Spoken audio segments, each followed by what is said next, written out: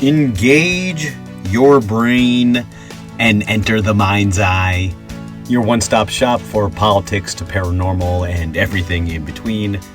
I'm your humble host, DJ BJ Turnoff, and you're listening to The Mind's Eye on Z Talk Radio. Step into my weird and wonderful office. You're right on time as always. It's April 13th, 2017. Let me just give a quick shout out to my dad. Happy birthday. If you've been listening over the past couple months, we have been taking our slogan from politics to paranormal very seriously. A few episodes ago, we combined the two and talked about how in the early American Republic, the government's response to supernatural events. Tonight, we're going to create a similar concoction, but with a little bit of a different focus. We're going to be looking at the military and the paranormal over the past 75 years. And in doing so, we've come full circle of sorts. We're going to talk for the second time with our very first guest, best-selling author and journalist Annie Jacobsen. In the meantime, she has been a little busy. She's been up for a Pulitzer Prize and come out with a couple of books, the latest of which was released last week and is the topic of tonight's show. The book is called Phenomena: The Secret History of the U.S. Government's Investigations into Extrasensory Perception and Psychokinesis. Many of the military and intelligence agencies of the U.S. government, the NSA, the DEA, the Navy, Air Force, and Army, just to name a few, for more than 40 years, they have researched extrasensory perception, remote viewing, and psychokinesis. They've used psychics for anything to gather intelligence on the location of hostages, fugitives, and all the way to divining other nations' secrets and even predict future threats to national security. On this episode, you're going to hear the story from Annie Jacobsen herself.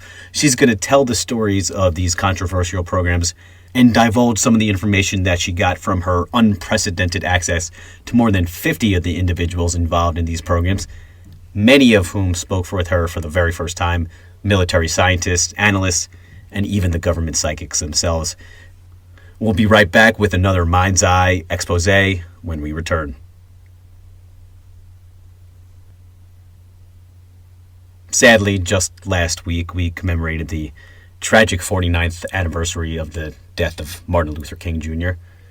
Like many of the other concerned citizens of the United States and global citizens of the world, even to this day, are disturbed by the events surrounding his assassination. Now, the idea that agencies within the American government could conspire, secretly plot to harm or even kill the Reverend, this idea left our nation rocked to its core. The average citizen was left questioning the veracity of its own government, and the lack of answers that haven't been cleared up since. It drove me to follow the historical paper trail in search of them. Through prior court rulings, government investigations, and even the recently declassified top secret files that have finally seen the light of day, we might finally have proof of who is truly responsible for King's death. And if you're feeling up to it, I challenge you to go to our website, themindseyemedia.com, and read my latest blog, The Death of Martin Luther King. Once again, that's at themindseyemedia.com. And while you're there, you can even start to prep for tonight's guest, Annie Jacobsen's examination into the military's use of psychic phenomena. Over the past couple months, the CIA has actually dumped a boatload of files about their use of psychics, coincidentally just a few months ahead of Annie's publishing. And as you can imagine, these recently released files have made a few news headways, many of which we've posted on the website. Not only that, it's also on our social media pages, which the links are up on our website as well. But if you want to go directly to them, you can go to our Twitter handle at Mind's Eye Show and our Facebook page /Mind's Eye Show. Up next, psychics with top secret clearances. The Mind's Eye returns momentarily.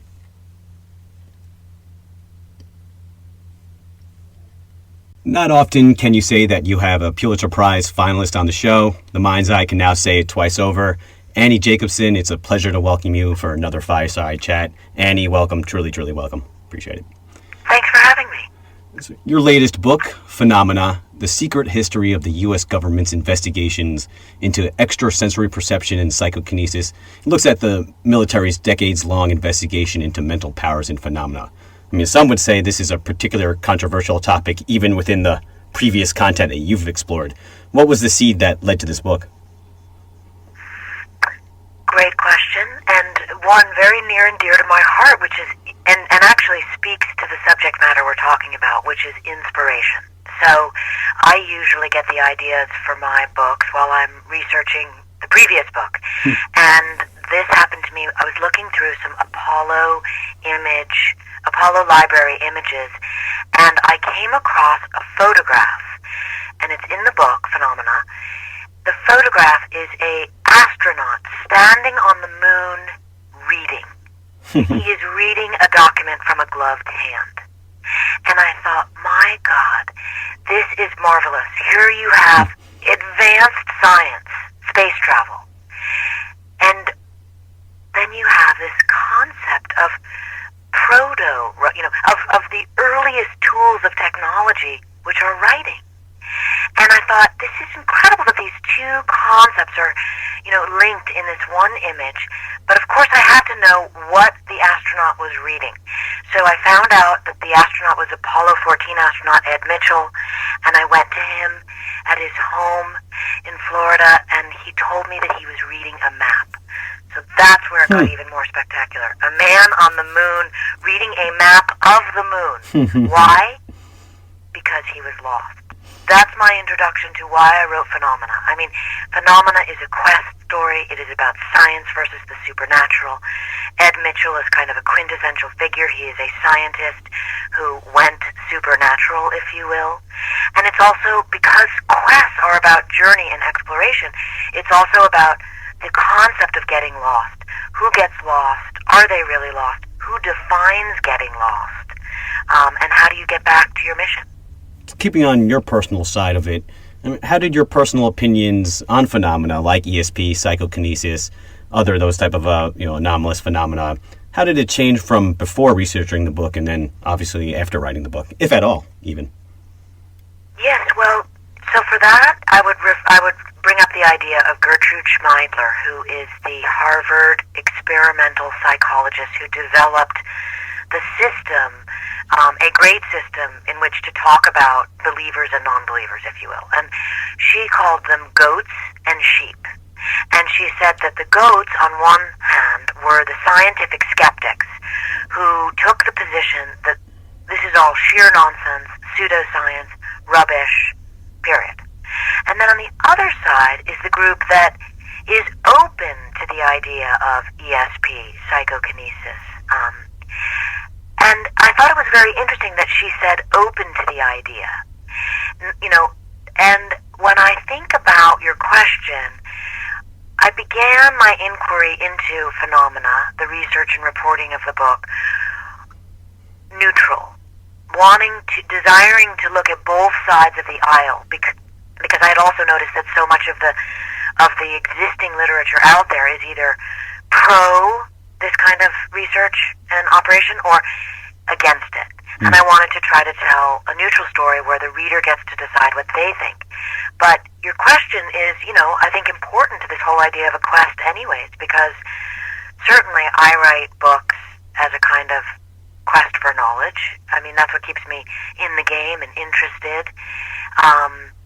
And I definitely leaned toward sheep through my experiences of writing this, probably mostly because I found the scientists open to the idea of ESP and psychokinesis to be extremely interesting individuals, very dynamic, brilliant in the greatest sense of the word, like their light bulb is on, And I did find some of the scientific skeptics that I interviewed to be very, I don't know if negative is the right word, but let's put it this way. Often they pull into question one's, intellectual capacity, let's say, for even asking questions about this subject, and I find that unuseful. So that's why I lean sheep. And that seems almost against the scientific method in some sorts. Anytime you're supposed to or a scientific exploration, you're supposed to be open to other things, and then explore it as well. And then if there's not enough tangible evidence, that's when you go against it. But right off the bat, you just don't say no. Yeah. So, but let's talk about that for one quick second, Please. because I think it's important to recognize that exactly that point you brought up, which is the scientific method. Okay, and since the scientific revolution about 500 years ago, scientists agree that experiments in the lab must pass experiments in general must pass the 5 processes of scientific experimentation, the most important at the end being repeatability of the experiments. And if it's not repeatable, then the general idea is one must go back to the original hypothesis and alter it so that you can move toward general theory. And when you are talking about the phenomena, you're talking about experiments that are inherently non-repeatable. And so therefore, my take on that is that the phenomena is still in the stage of hypothesis. And that's where the scientific skeptics say, that's why it's hogwash. It doesn't pass the scientific method muster. I'm a history guy, so I always try to pinpoint the origin. When did the intelligence agencies first start looking into anomalous mental phenomena as a possible tool? As a national security reporter, I write about war, weapons, security, and secrets. And in each of my 4 books, lo and behold, I find that it all goes back to the Nazis. Almost all Defense Department weapons programs and C.I.A. intelligence programs have some kind of a link to the Nazis. And this situation with the phenomena is no different. I learned about a cache of documents that was discovered by Operation Alsace, which was our military intelligence, technical intelligence unit that was storming across Europe, embedded with the army to grab, Nazi science. And I learned that this captured group of documents called Das Ahnenerbe, that was Himmler's science organization. And within Ahnenerbe, there was this part of a program that worked on extrasensory perception, psychokinesis, map dowsing, numerous elements of the supernatural, of magic, of the occult. We captured half of the documents, and the Soviets captured the other half. So that is where the psychic arms race, if you will, really began. Really, the Nazi scientists were the ones who were responsible for ushering it into the United States as well? No. And of course, I wrote a book called Operation Paperclip, and so I deal with a lot of the hard science that was brought to the United States by Alsace, and then the Nazi scientists were brought as the brains that had created that science. But as far as I can tell, and again, I shouldn't say no, I should say not that I know, because one of the things I find wonderful about writing, and I'm always working on the heels of other great journalists, or rather on the shoulders of other great journalists before me, is that, more always gets revealed. So maybe we will find out that there was a number of Nazi scientists who were working in this arena and came here, but I don't know of them. What I do know is that this documentation, and also Alsace found a cache of weird artifacts that they believe Himmler used in a ritualistic fashion, almost like, witch doctoring or totem, worship. And so there was an extraordinary stigma attached to this work initially. It's only come to light recently that the Soviets got the other half of the documents, by the way, and that's due largely to a professor in Germany named Professor Kernbach, who I sort and cite in the book. He's a Russian speaker, and he's also a German speaker. And with those talents, in his arsenal, he was able to translate documents just over the past few years that no one has ever translated before. And in my interviews with him and papers he's written, determined that this, the Soviet part of the equation the Soviets' capturing of Das Ananderbe was the other half of the battle, let's say. Of the multiple intelligence and military agencies who investigate ESP, remote viewing, psychokinesis, all this phenomena that you talk about in the book, NSA, CIA, I mean, which of these took it the most serious? Well, it's hard to say who took it the most serious. What I do document in the book is moments where extraordinarily powerful organizations like the Joint Chiefs of Staff sent letters to the different units. In this case, the one particular situation I'm thinking about was during the Iran hostage crisis in 1979. The remote viewers at the Army at Fort Meade were tasked with locating the whereabouts of kind of some missing federal employees. I don't know, you can't really discern whether they were CIA or State Department or another federal organization because that's kept masked. But these individuals were not among the original hostages, and the Joint Chiefs of Staff needed to know where they were.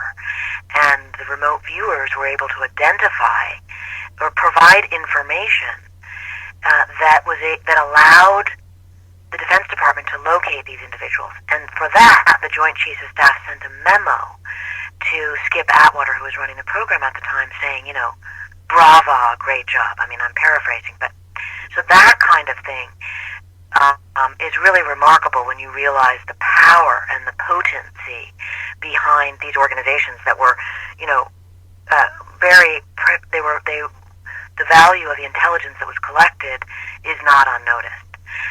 But to your question, numerous agencies use them. I cite so many of them in the book, from the FBI to the DEA, NSA, Secret Service, and then, of course, all the different military agencies. Would we say that these programs were effective or ineffective, or really depends on the program itself?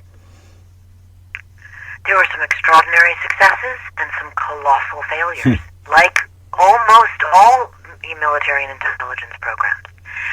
The thing that I found the most amazing in reporting this book was my original assumption, and this is based on information from a lot of the scientists who worked in these programs in the 70s and 80s, the retired C.I.A. and Defense Department, was that the programs ended in the mid-1990s with the very public downfall of one of the programs that had to do with remote viewing.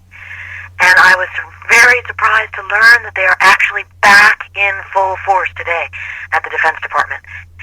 Interestingly, they're under the rubric of advanced technology. So, in other words, instead of having parapsychologists and, physicists look at the individual psychics and study them, research them from a biological, physiological standpoint, today at the Defense Department, specifically at the Office of Naval Research, you have neurobiologists, you have computer informationists, informatics, I guess they call them, computer engineers, looking at these individuals who have the talent, that's what the Defense Department calls it, of precognition.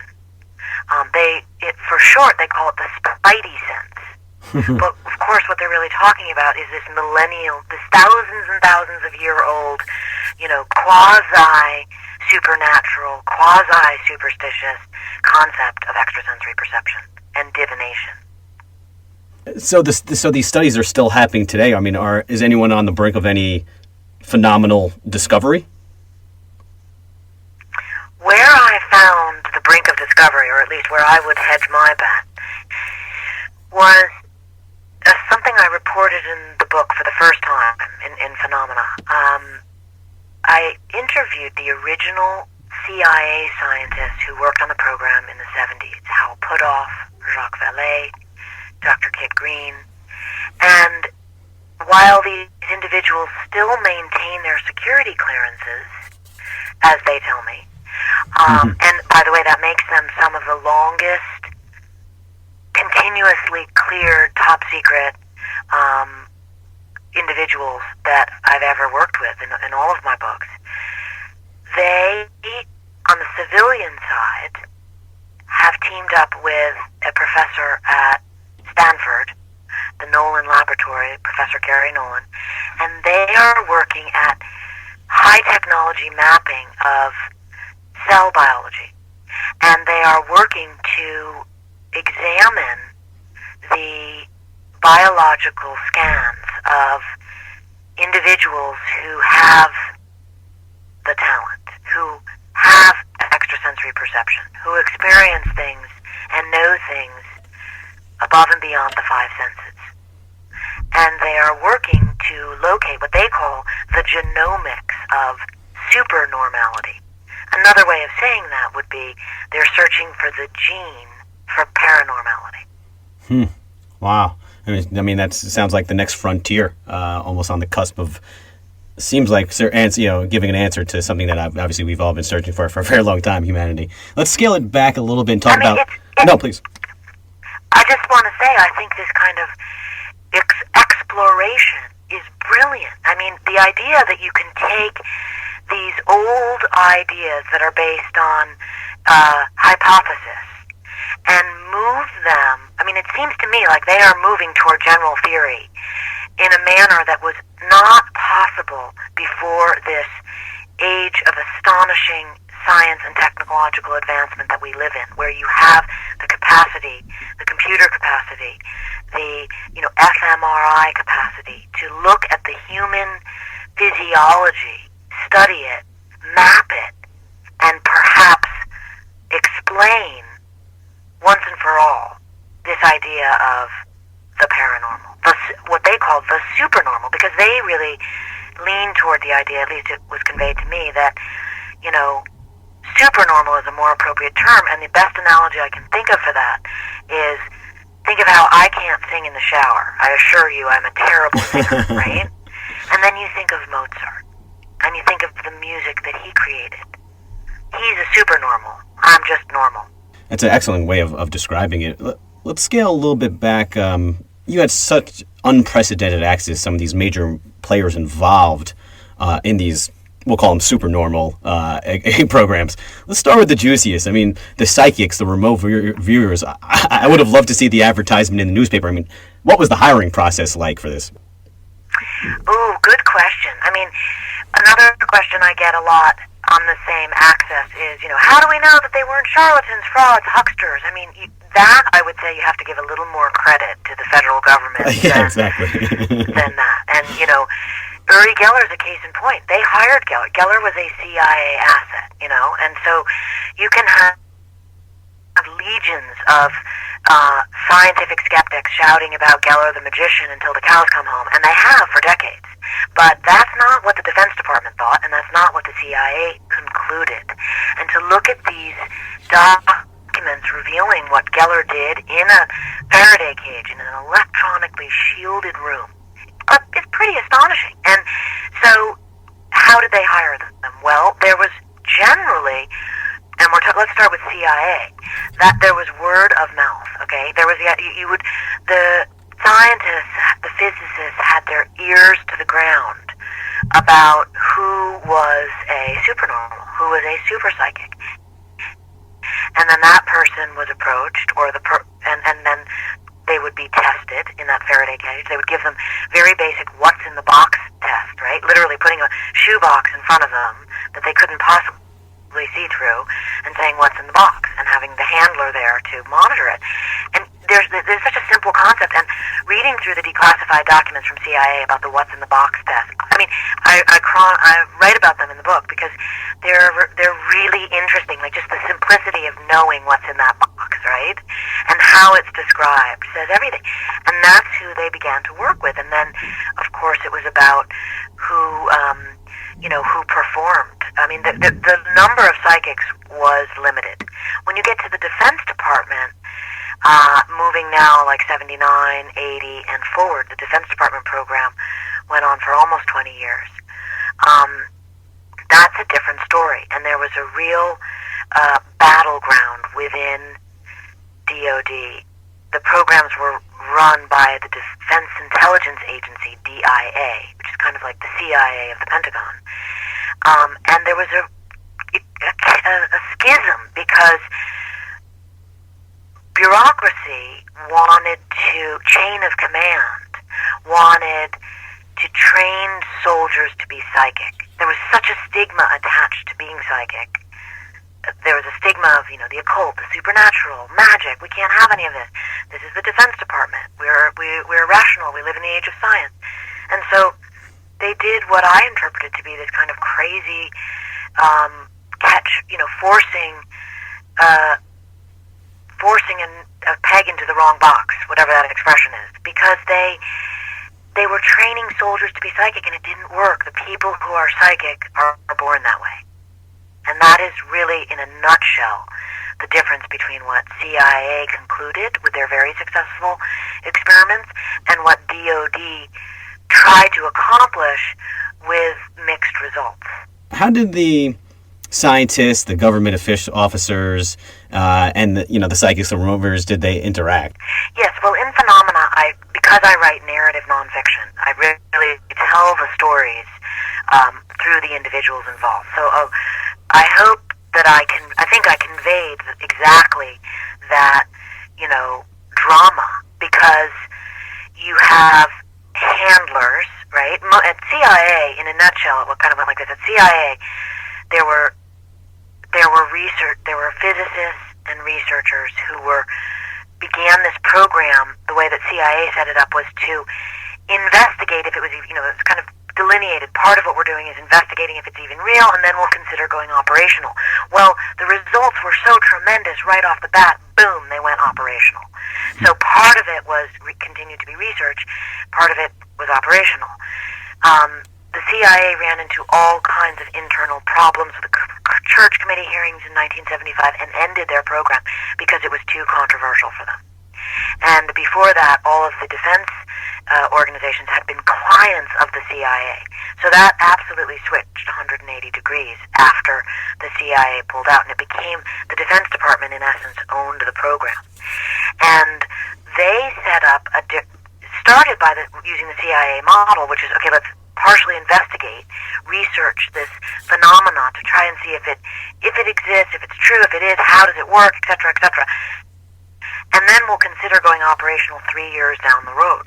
Well, the Iran hostage crisis occurred, and bang, the program goes operational. And then the operations took over, and the research was kind of sidelined. And so what you had was, at DoD, was handlers, the program managers who were soldiers themselves, overseeing the psychic functioning of soldiers who were trained to be psychic, and individuals, usually civilians, who got into the program because they were able to demonstrate that they were psychic, with the unspoken kind of weird caveat, we're going to put you through this training anyways. And I also write, I demonstrate like how some of the psychics that really were psychic on the Defense Department side just sort of accelerated above and beyond. And again, this is my opinion, but I think the documents support this, that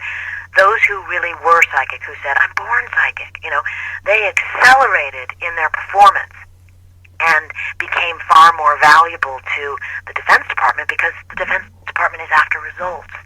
And then there was this awkward, drama and discord among those who were training to be psychic because their performance was not adequate. Were the psychics, you said that was an effective program. I mean, were they really able to divine future events and threats to national security? DIA had a program which I don't think had ever been reported before my book, called Project P. Well, the P stood for prophecy. So that tells you, yes, they were trying to divine information about the future. Well, let me give you an example, okay? So there was a soldier at Fort Meade named Paul Smith. I interview him at length for the book. Interestingly, he was, according to him, just an average soldier training to be psychic. But the suggestion is that he leaned toward having these capabilities to begin with. This is my read on it. But he is a real rationalist with a PhD and, falls into the category of individuals, based on our interviews, and I think he would agree, that that it is a trainable tool, okay? Which I present facts that perhaps demonstrate differently, but I respect his position, okay? But a very interesting thing happened, and others will say, oh, he's a born psychic, right?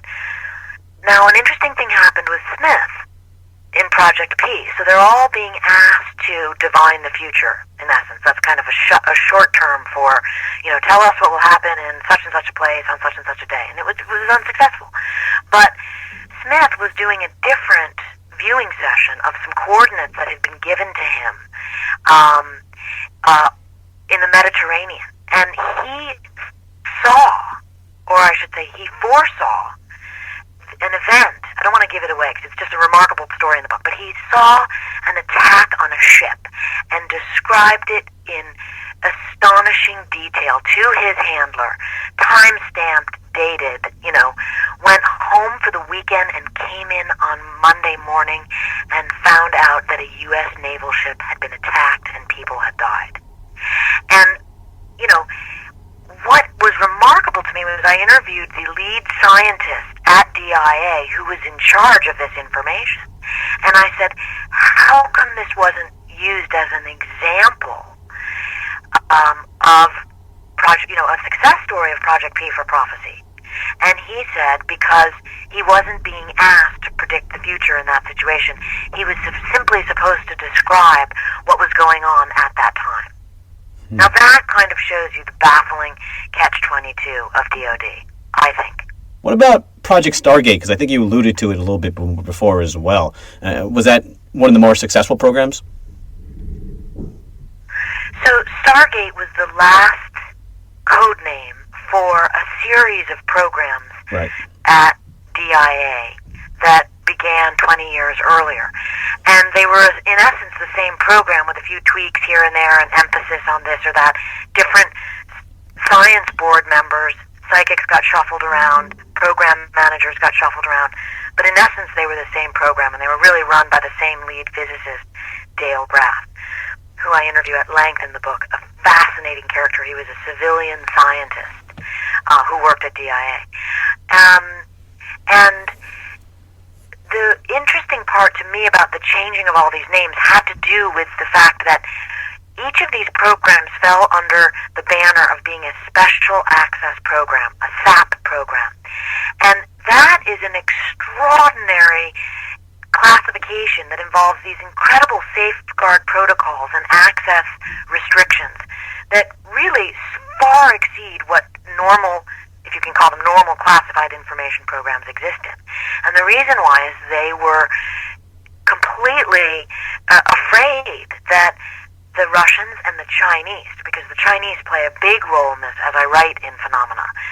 Throughout the book I talk about the Chinese. I mean, that is another endlessly fascinating subject, how their role plays out in all this. But the Defense Department was concerned that the Chinese and the Russians would find out about our programs and use it against us, or take the gains that we had made and use them in their programs. And so, but in essence, Stargate was just the new name for this decades-long program that had been in existence. Was there ever, you just mentioned how the Chinese and Russians were doing this as well, and obviously during the Cold War they're not going to share information. What about in the last 20 years or so, where I guess there's been a more move toward at least communication and sharing of some information? Was this shared at all, ever, at some point? Or have we always been just separate? Never shared, and I would say it's certainly not shared now. I mean, the last book I wrote, The Pentagon's Brain, was about DARPA, the Defense Advanced Research Projects Agency. And that deals with the very hard science issues, and when I learned just how seriously, I mean, Russia has its own DARPA, China has its own DARPA. They are both working on blue sky research, pushing science to the outer limits of what can be known and then what can be weaponized. And certainly, any kind of anomalous cognition, that's what it's now being called, falls under that rubric. And there is no way that the Defense Department shares any of its information, its technical intelligence, with Russia or China. And a lot of information has been coming out over the past year. I mean, files have been declassified on this exact topic. I mean, why now does it seem that the government is more willing to talk about this type of topic and its investigation into it than ever before? I always find that curious. I mean, I know that just about a month before my book published, the CIA dumped a trove of documents, that I'd worked super hard to get and read at the National Archives. Who knows? I mean, who knows? You could draw a million conclusions, but or you could just say it's the roulette wheel. I think what is so interesting is how this anomalous cognition is back in the fore. DARPA calls it synthetic technology. These are, here's another one. The Defense Department has another program that they call sense making, okay? A very ambiguous word, and here's how they define it. The motivated, continuous effort to understand connections between people, places, and events in order to anticipate their trajectories and act effectively. I mean, that's straight up ESP precognition. Right. But, when you change around the nomenclature and make it sound super technical, I think one of two things are happening. Either there are leaps and bounds being made, and these, extraordinary brain scan technologies that we now have are indicating that individuals who have the gift, who have the phenomena, who can know things outside the five senses, know the unknowable, that their physiology is different than the rest of us. There's either that, or there's just the generational issue of a whole bunch of curious new people coming into, a certain age and position at the Defense Department and then across the intelligence community where they're super interested in this age-old mystery and they want to know more. So it's in either or, and I don't know. Either way, I'm happy as long as they keep investigating. I think, to me, in my opinion, it's something that's clearly worthwhile, as exemplified in the content in your book.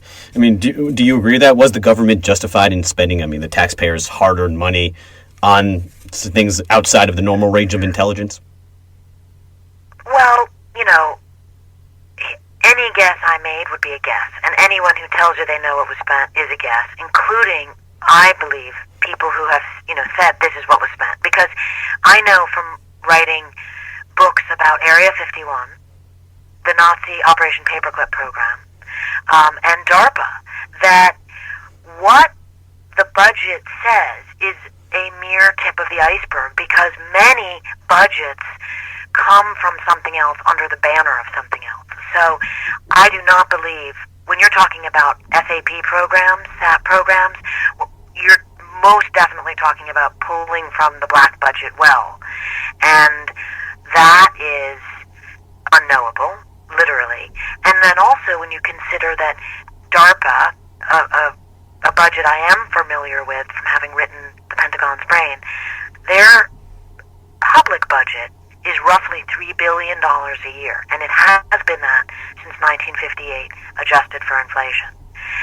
That is an extraordinary number, and that's a number doled out by 120 program managers who can, put that money where they see fit in classified programs. So you could most definitely have a program that's, let's say, the sense-making program I just talked about, or the anomalous cognition program, that's also being co-financed by, or where its early research is being done by DARPA as part of that $3 billion budget, which is only its public budget. So you see what I'm saying? There's so much money in so many different areas. There's no way of knowing. A lot of this reads like a movie, great TV show. I mean, I believe it was recently optioned as a possible TV series, the book, even though it just came out. Any word on that? What's going on that front? Yes, the book has been optioned by Steven Spielberg's Amblin Television. That's a pretty good name. And Jason Blum's Blumhouse Television and Film. They have a film company. So here you have the people who brought you E.T. and Close Encounters of the Third Kind and every great movie since, teaming up with Blumhouse, which are the makers of Paranormal Activity, but also really intense films like Whiplash. So what it really is about is how uncomfortable this subject matter makes people, because people want to know, are they dealing with science or the supernatural? And what does that really mean? Is science the supernatural? I mean, it's very fun to consider looking at these issues through the lens of fiction. They're in the right hands, and the content speaks for itself. And obviously, you're a fantastic writer. Where can the people get the hands on the book, and also give share some of your social media information, because you're also doing a book tour? Bookstores everywhere, and then if anyone wants to contact me or read about what's happening, but with the book tour, AnnieJacobsen.com. Fantastic. Annie, thank you so much. Really, taking a slice of your time to talk about your new book, Phenomena, The Secret History of the U.S. Government's Investigations into Extrasensory Perception and Psychokinesis. Thank you so much. Thank you for having me. Everybody knows by now that I'm a bit of a skeptical believer. And on this show, we try our best to explore both sides of any issue. But in my personal opinion, it really does seem like the evidence is piling up that humans are much greater than we could ever really imagine. I mean, we should really start giving ourselves, our minds, our bodies, a little bit more credit than we do. We're going to explore that through the prism of ancient Egypt on our next 420 episode. The ancient Egyptians had actually used cannabis for medicinal properties. And what does that exactly have to do with next week's show? Absolutely nothing, except for it's a fun little segue. Dr. Robert Schoch, geologist, digs deep into the Great Sphinx of Giza. Really, no other monument in